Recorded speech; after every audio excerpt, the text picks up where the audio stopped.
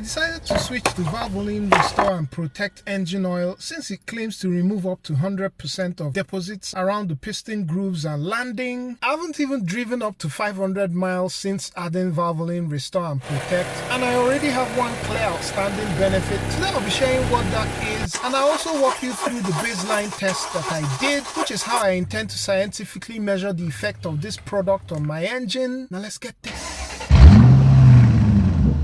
Just to be clear, this video isn't sponsored. I bought this product with my money. This is just purely my experience. The car is my 2017 Honda Accord, which has 92,000 miles on the clock. Before I get to the benefit I've already witnessed in adding this oil to the car, let me quickly cover the other three indicators I'm using to measure whether this oil actually does what it says on the tin. I'll just say that at baseline, this car definitely had some build up in the grooves and oil drain back holes for the piston, and I know this because the last time I ran liquid moly valve clean in the car, together with some spirited driving, my oil consumption went from 1 quart in 1,200 miles to about a quart of oil in 5,000 miles. So the amount of oil consumption in this engine is going to be the first indicator I'll be tracking for before and after switching to Valvoline Restore and Protect. Secondly, if your compression ring grooves get cleaned, you should be able to observe an improvement in engine compression. And so compression is going to be the second indicator I'll be tracking, and let's go ahead to read the baseline compression for this engine. The car is already at operating temperature. I've pulled out the relay for the fuel pump, and I've run the car until I used up all the fuel in the fuel rail. All the spark plugs are out. I'm using the Innova 3612 compression gauge, and so for cylinder 1,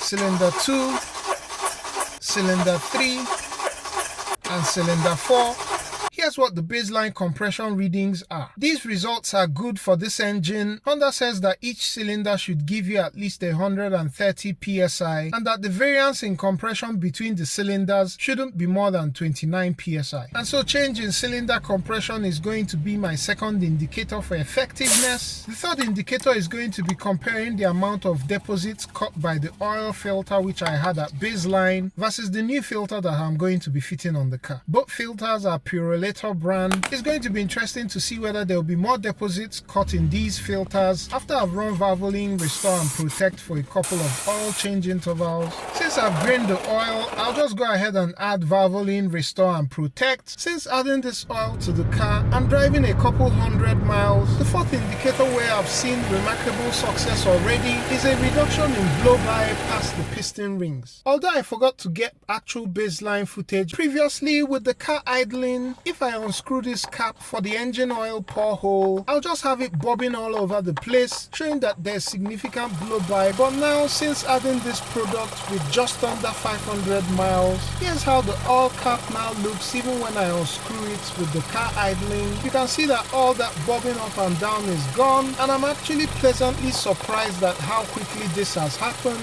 And I have to say that this is really fantastic. If your car has significant blow-by, I think it would be good if you could give this oil a shot. Be sure to subscribe and come along as I track these indicators in subsequent videos, and I'll catch you on the next one. Peace.